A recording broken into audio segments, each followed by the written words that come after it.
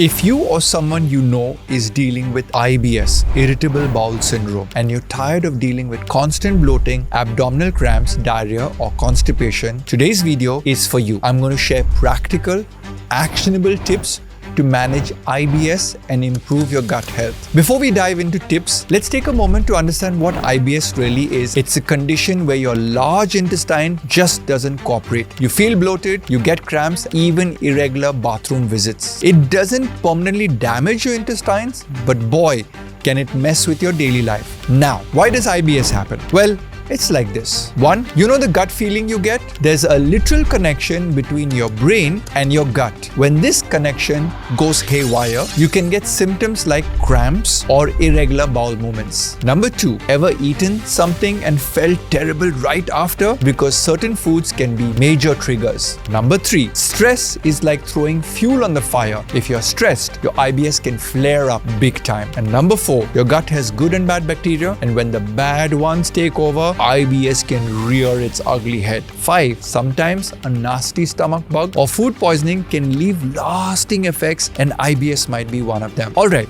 now that we have got the explanation out of the way, let's talk about how to deal with it. Let's start with the basics. Eating habits. These small tweaks can really make a difference. Sit down at a table for your meals. No rushing or standing. Your gut needs you to chill. Keep your portions reasonable. Overeating is only going to make things get worse. Stick to a schedule. Your gut loves a routine. Chew your food properly. Seriously, don't just gulp it down. Slow and steady wins the digestion race. And this one's huge. Don't eat when you're stressed or upset. Take a deep breath, relax, and then eat. What about cooking methods? Yes, cooking definitely matters. Here's how you can make your meals IBS friendly. Raw salads, not always your friend. If raw veggies give you pain, steam them out until they're nice and soft. Avoid deep fried, greasy foods. Instead, go for baking, roasting, steaming, sauteing, or boiling. Your gut will love you for it. Good fats like fish, nuts, and avocados? Yes, please. Now let's talk about protein. It's important, but some options are better than others. Stick to easy to digest protein like eggs, chicken, and tofu. Be careful with dairy, beans, lentil, and red meat. They're harder to digest and sometimes can trigger symptoms. What about fiber and water? The dynamic duo. But you've got to handle them the right way. If you're not used to eating a lot of fiber, don't go all in at once. Add it gradually and see how your body reacts. And water, whether you've got diarrhea or constipation, staying hydrated is crucial. Here's a fun one. Probiotics. These are the good guys that help your gut stay balanced. Foods like yogurt, kombucha, and kimchi are great choices. Try adding them to your meals. Now let's get into triggers. Not every food will affect everyone the same way, but I think here are some of the common troublemakers. Dairy and bread. Cruciferous vegetables like broccoli and cauliflower, legumes like rajma chole, and even too much fruit or sugary treats can mess things up. Moderation is always key, and all these foods comprise together the FODMAP. FODMAP stands for fermentable oligo, monosaccharides, and polyols. These are carbs that don't get digested well in your small intestine. Instead, they head to your large intestine and cause bloating or other issues. Foods like beans, broccoli, and certain fruits are high in FODMAPs. If these bother you, switching to low FODMAP alternatives can really help. What you need to understand the most is that IBS is different for everyone, and with the right habits and a little bit of patience, you can manage it. You need to get a food intolerance blood test to find out the actual foods that can be eliminated. It'll make your diet journey all the more easier. The link to get yourself tested is in the description. Now, if this video has helped you out, hit that like button please. Share it with your friend who has a troublesome stomach, and don't forget to subscribe. If you've got questions, drop them down below in the comments. I always love to hear from you.